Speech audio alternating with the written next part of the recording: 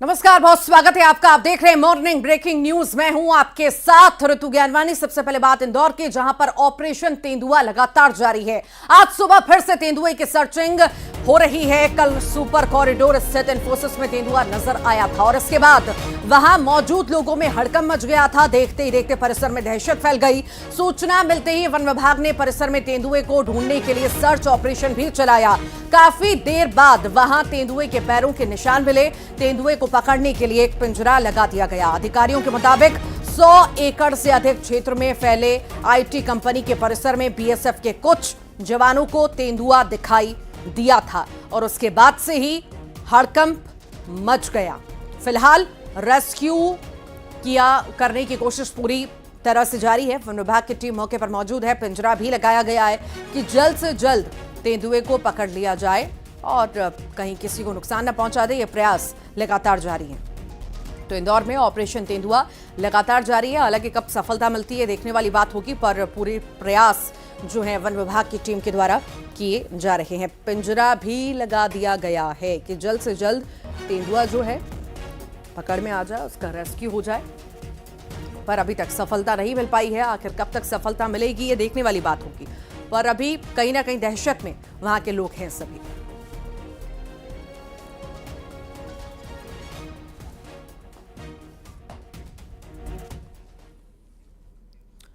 बलरामपुर की आपको तस्वीरें दिखाते हैं, जहां पर तातापानी महोत्सव में बवाल हुआ है।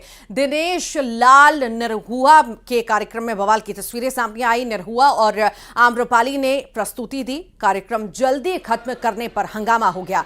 तातापानी महोत्सव के समापन पर यह हंगामा हुआ। गुस्साए लोगों ने जमकर तोड़फोड़ की, कुर्सियां फोड़ी। ये तस्वीरें आपको दिखा रहे हैं किस तरह से हालात यहां पर बन गए। तोड़फोड़ हुई, उसके बाद कुर्सियां बिखरी हुई, टूटी हुई नजर आ रही हैं। जल्दी कार्यक्रम खत्म किया गया। इसको लेकर बवाल भी कहीं ना कहीं देखने को मिला। तातापानी महोत्सव के समापन में ये हंगामे की तस्वीरें हमें देखने को मिली।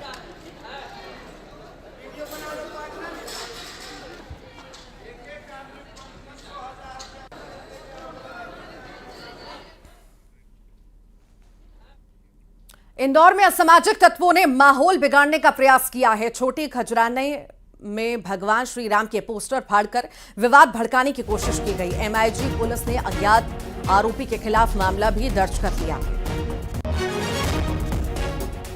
तो माहौल बिगाड़ने की कोशिश इंदौर में की गई है। पोस्टर फाड़े गए हैं, भगवान श्री राम के पोस्टर फाड़े गए असामाजिक तत्वों द्वारा। और अब कहीं ना कहीं इन चीजों को लेकर बवाल भी हो सकता है, क्योंकि हम तस्वीरें देखते हैं कि किस तरह से छोटी छोटी चीज़ बहुत बड़ा मुद्दा बन जाती है। हालांकि ये छोटी बात नहीं है। किस तरह से शोभा यात्रा के पोस्टर लगे हुए थे और उन्हें फाड़ दिया गया कुछ असामाजिक तत्वों द्वारा, और कहीं ना कहीं माहौल बिगाड़ने की कोशिश यहाँ पर असामाजिक तत्वों द्वारा की जा रही है।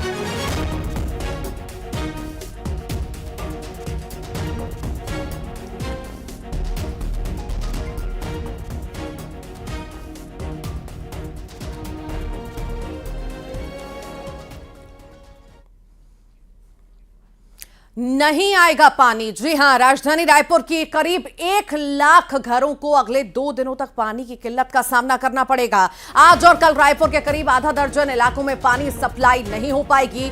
मेन राइजिंग पाइपलाइन में खराबी की वजह से अगले 2 दिन पानी की सप्लाई नहीं हो पाएगी। जिन इलाकों में पानी की सप्लाई प्रभावित होने वाली है उनमें अमलीडीह, अवंती विहार, मंडी, मोगा, सड्डू, दलदल, सिवनी, कचना, आमा सिवनी और जौरा की पानी टंकियों में पानी की सप्लाई नहीं हो पाई। तो कई सारे इलाके ऐसे हैं रायपुर के जहां पर पानी की सप्लाई नहीं होगी और साफ तौर से कहीं ना कहीं आम लोगों को इससे प्रभावित होना पड़ेगा, दो चार होना पड़ेगा।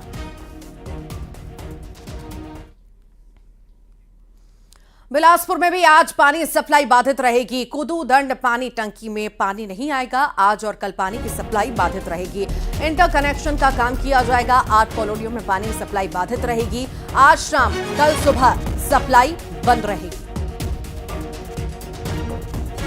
कई इलाकों में पानी नहीं आएगा और कहीं ना कहीं इससे परेशान भी आम लोगों को होना पड़ेगा। हालांकि इससे पहले ये जानकारी कल दे दी गई थी कि पानी जो नहीं आएगा, जिससे भी स्टोर कर करके रखना है वो पहले ही स्टोर कर ले, क्योंकि 2 दिन तक पानी नहीं आएगा तो स्वाभाविक सी बात है परेशानी होगी ही होगी, इसीलिए पहले ही जानकारी कल दे दी गई थी और हालांकि बैकअप के लिए भी व्यवस्था की गई है। टैंकर्स तैयार किए गए हैं कि बहुत ज़्यादा कहीं किल्लत होती है, परेशानी होती है, इमरजेंसी होती है तो वहां पर टैंकर पहुंचाए जा सके, वो भी तैयारी बैकअप प्लान रखा है निगम की ओर से। पर 2 दिन पानी नहीं आएगा। सहयोगी जुड़ गई हमारे साथ, तनु वर्मा रायपुर से, वो भी जानकारी देंगी। उमेश मौर्य हैं बिलासपुर से हमारे साथ जुड़ गए हैं। सबसे पहले रायपुर का रुख कर लेते हैं। तनु, कई सारे इलाके रायपुर के जहां पर पानी नहीं आएगा, साफ तौर से आम लोग प्रभावित होंगे इससे, बैकअप प्लान क्या किया गया है?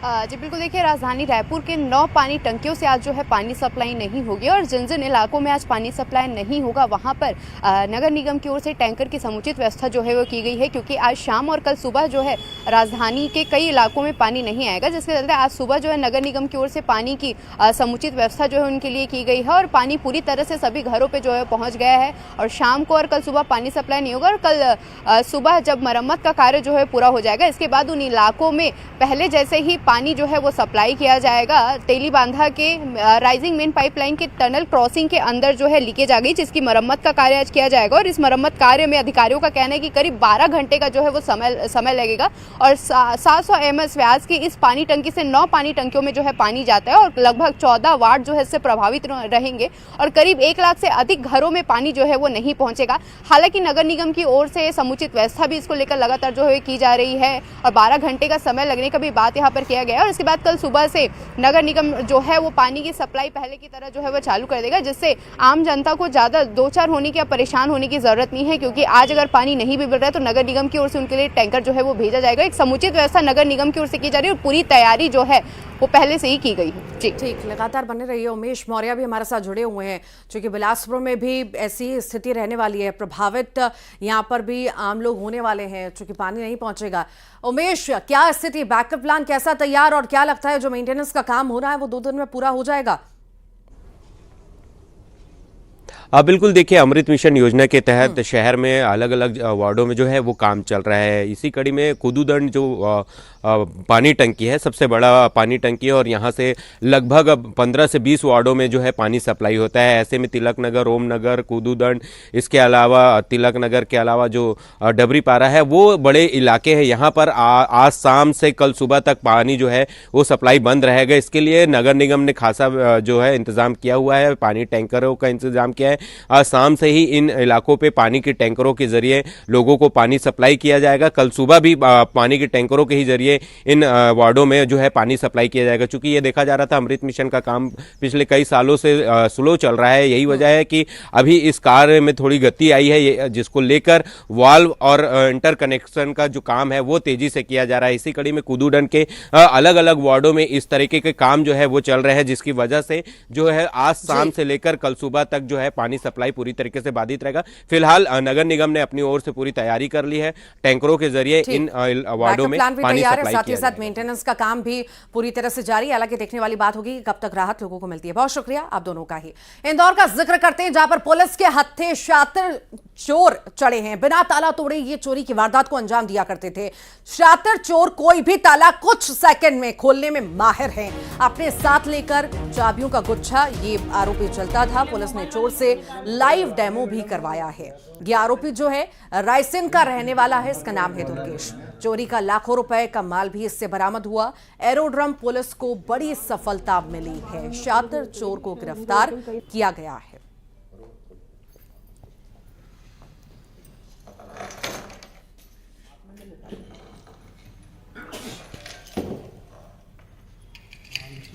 दूल्हे कैसे खोलते थे, जिससे पता चलता था आपको कि चाबी लग जाएगी? कोई और खुल जाती थी? हाँ, तो होता क्या? जबलपुर में पूजा पाठ के नाम पर महिला से ठगी हुई है। महिला की शिकायत के बाद फर्जी बाबा को पुलिस ने गिरफ्तार कर लिया। बताया यह भी जा रहा है कि महिला के पति और बेटे को स्वस्थ करने के नाम पर फर्जी बाबा ने महिला को सोने चांदी के आभूषण दिखाने को कहा और लाल कपड़े में जेवर बांधकर महिला को 21 दिन बाद मायके में जाकर आभूषण की पोटली खोलने के निर्देश दिए। महिला ने जब 21 दिन बाद पोटली खोली तो उसमें सोने चांदी के जेवरात गायब मिले और सिर्फ नारियल मिला। पूजा पाठ के नाम पर ठगी हुई है। पति बेटे को स्वस्थ करने के नाम पर ये महिला से ठगी की गई। पहले उससे सोना निकलवाया गया, साथ ही कपड़े में बंधवाया गया।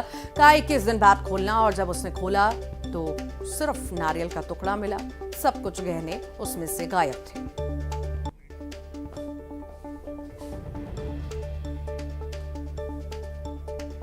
लोकसभा चुनाव को लेकर बीजेपी ने बड़ी तैयारी कर ली है। बीजेपी ने एमपी में 7 क्लस्टर बनाकर प्रदेश को 7 हिस्सों में बांट दिया है। इन 7 क्लस्टर की जिम्मेदारी बड़े नेताओं को सौंपी गई है। इतना ही नहीं, एमपी में 31 जनवरी तक हर लोकसभा सीट पर बीजेपी के चुनावी दफ्तर खोले जाएंगे, जहां क्लस्टर में लोकसभा चुनाव की तैयारियों पर नजर रखी जाएगी। तो वहीं मध्य प्रदेश की 29 लोकसभा सीटों के लिए खोले जा रहे चुनावी दफ्तर से हर लोकसभा सीट के प्रत्याशी चयन को लेकर रणनीति बनाई जाएगी।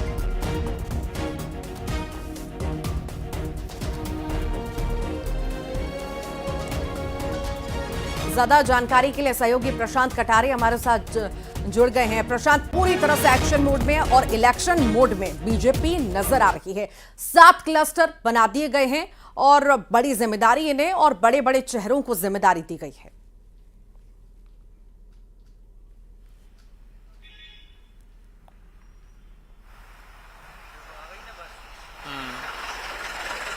प्रशांत, आपको मेरी आवाज मिल पा रही है?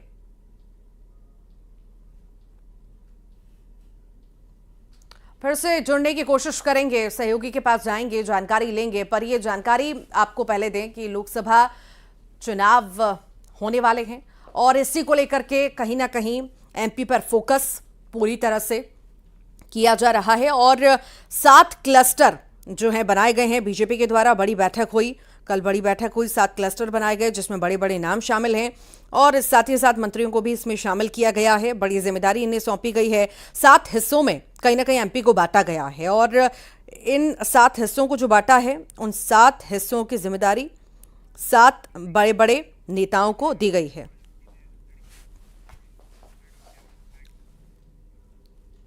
भोपाल में मोहन कैबिनेट की आज अहम बैठक होने जा रही है। लगभग 11 बजे मंत्रालय में कैबिनेट की बैठक होगी। मुख्यमंत्री doctor Mohan Yadav cabinet meeting की अध्यक्षता करेंगे। बैठक में भोपाल बीएटीएस को लेकर, हटाने को लेकर योजना पर चर्चा हो सकती है। बैठक में अलग अलग विभागों के प्रस्तावों पर भी चर्चा होगी। कई अहम प्रस्तावों को कैबिनेट की मंजूरी भी मिल सकती है। आज बैठक बेहद खास, इस बैठक को हम मान सकते हैं क्योंकि कैबिनेट की बैठक है और कई ऐसे अहम प्रस्ताव कहे जा रहे हैं जिन पर मुहर लग सकती है। साथ ही साथ बीआरटीएस एक बड़ा मुद्दा है जिसे हटाने के प्रयास लगातार जारी है, प्रयासरत है सरकार और इसी पर कार्य योजना पर जो है चर्चा इस बैठक में हो सकती है। बेहद खास, इसको हम मान सकते हैं।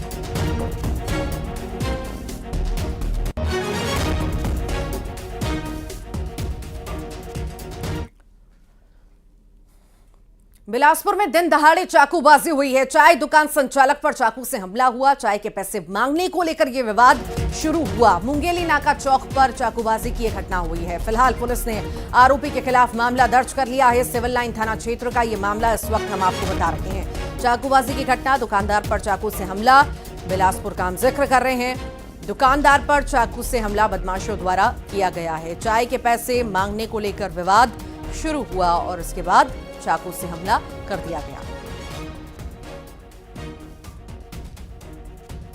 बिलासपुर की तस्वीर, दुकानदार पर चाकू से हमला, बदमाशों द्वारा चाय का पैसा मांगने पर हमला किया गया। दुकानदार पर चाकू से हमला किया गया, पैसे मांगे गए दुकानदार के द्वारा और उसके बाद बदमाशों द्वारा ये हमला किया गया। चाकूबाजी की वारदात को अंजाम दिया गया। फिलहाल पुलिस ने आरोपी के खिलाफ एफआईआर दर्ज कर ली है। सिविल लाइन थाना क्षेत्र का ये पूरा मामला बताया जा रहा है। जांच पड़ताल में पुलिस जुटी हुई है, साथ ही साथ गिरफ्तारी जल्द होगी, ये भी बात पुलिस के द्वारा कही जा रही है। अभी एफआईआर दर्ज हुई है पूरे मामले में।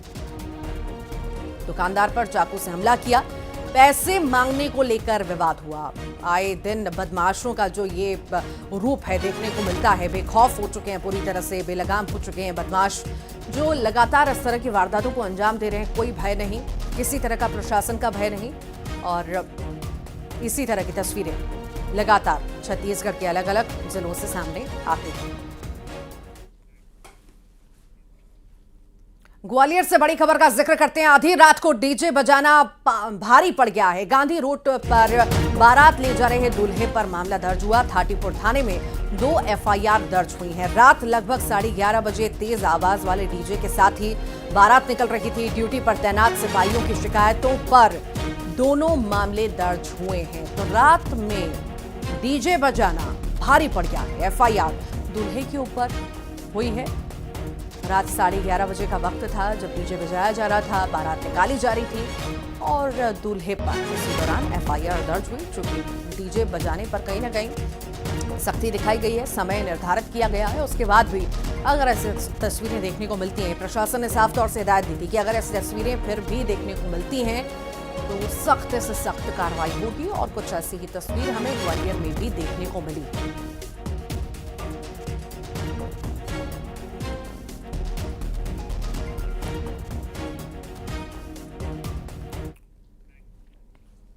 ग्वालियर से बड़ी खबर की हम बात करते हैं। चाची की जगह पर परीक्षा दे रही थी भतीजी, उसे पकड़ा गया है। डीएलएड की परीक्षा में बिहार की सॉल्वर को पकड़ा गया। डीएलएड की पूरक परीक्षा दे रही थी बिहार की युवती को पकड़ा गया। फोटो मिसमैच होने पर पकड़ी गई सॉल्वर। मुरार के एक्सीलेंस स्कूल में ये परीक्षा हो रही थी। बिहार के मधेपुर जिले के दर गुड़िया की रहने वाली आरोपी बताई जा रही है। क्राइम ब्रांच आरोपी युवती से फिलहाल पूछताछ में जुटी हुई है। मूल परीक्षार्थी को पकड़ने के लिए टीम बिहार के लिए रवाना हो चुकी है। तो डीएलएड की परीक्षा दी जा रही थी, ये आपको बता दें। चाची की जगह पर परीक्षा भतीजी दे रही थी, उसे पकड़ा गया है।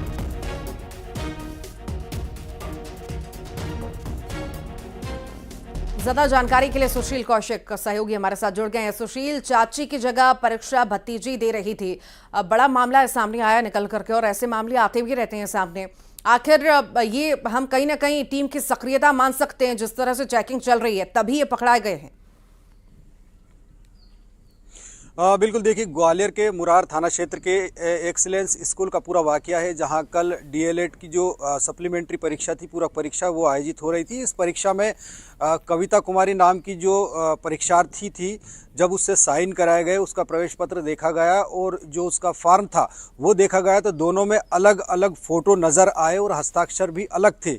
यही वजह है कि पल्लवी कुमारी जो परीक्षा दे रही थी उसको केंद्र अध्यक्ष ने पूछताछ की तो साफ हुआ कि ये दरअसल पल्लवी कुमारी जो है कविता कुमारी की जगह एग्ज़ाम दे रही थी।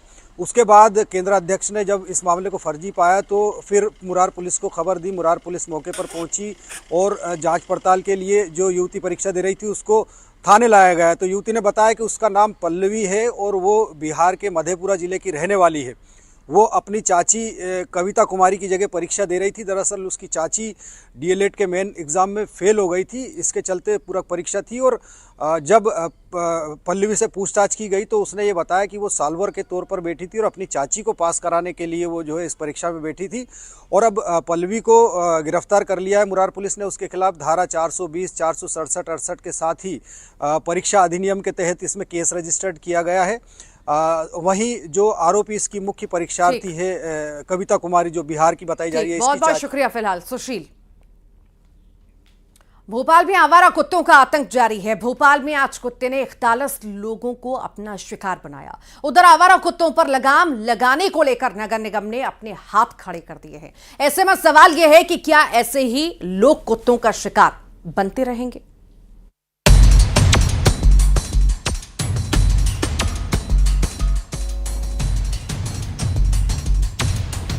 भोपाल में स्ट्रीट डॉग का आतंक जारी है। यकीन ना हो तो इन तस्वीरों को देखिए। तस्वीरें हम साफ नहीं दिखा सकते क्योंकि ये बच्चा है, वो बच्चा जो आवारा कुत्ते का शिकार बना और परिजन के साथ भोपाल के जेपी अस्पताल इलाज के लिए पहुंचा है। डॉगी का शिकार बनने वाला ये बच्चा अकेला नहीं है। कुल 41 लोग राजधानी में आज आवारा डॉगी के शिकार बने हैं। 2 बच्चे मिसरौद इलाके के हैं।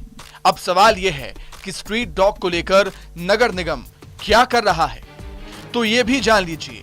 आज ही आवारा कुत्तों पर लगाम लगाने के लिए महापौर की अगुवाई में नगर निगम की बैठक हुई। बैठक खत्म हुई तो उम्मीद थी कुछ कारगर फैसले सामने आएंगे, लेकिन जो महापौर ने बताया वो बहाने से ज्यादा कुछ नहीं लगा। यंग लोग हैं और ये यंग लोग भोपाल को सहयोग करना चाहिए। किसी अनहोनियां जो हो रही हैं उसकी जगह अनहोनियां बढ़ाने में सहयोग कर रहे हैं। तो मेरा भोपाल नगर निगम ने नियमानुसार अब कानूनी कार्रवाई शुरू कर दी है और 7 लोगों पर हमने कानूनी कार्रवाई भी करवाई है और आगे भी एक टारगेट रखा है कि हम जितने जल्दी हो सका है इस समस्या का समाधान पर पहुंच सके। निगम हमेशा कार्यवाही करता है। दिन प्रतिनिधि जो जिसका विभाग है वो कार्यवाही प्रतिदिन करता है और हादसा जब हो जाता है तो मीडिया के द्वारा पब्लिक में ज्यादा बात फैल जाती है और जब प्रतिदिन कार्यवाही निगम की हो रही होती है उसको नगर निगम की कार्यवाही को मीडिया नहीं बताता है। यही नहीं, महापौर ने यह भी माना है कि नगर निगम रोज स्ट्रीट डॉग की नसबंदी कर रहा है। साथ ही ये भी कहा कि अमले में कोई कमी नहीं है। अमला बराबर है, अमला काम कर रहा है। हमने एक ही बात कही है कि नगर निगम प्रतिदिन अपनी कार्यवाही को कर रहा है, उस पर ध्यान किसी का नहीं जाता है। यदि एक घटना घट जाती है तो उसको सभी लोग पब्लिसिटी उसकी इतनी बढ़ जाती है कि नगर निगम का पूरा ध्यान, जनता का पूरा ध्यान उसी पर चला जाता है। ऐसे में सवाल ये है कि जब लोगों की कमी नहीं है, नसबंदी के लिए डॉक्टर्स हैं, तो फिर स्ट्रीट डॉग भोपाल में क्यों बढ़ रहे हैं? क्यों एक दिन में 41 डॉग बाइट के केस सामने आ रहे हैं? बेहतर जवाब नगर निगम दे सकता है। Bureau report, news 18 Madhya Pradesh Chhattisgarh. और आइए अब देखेंगे खबरों का 2020।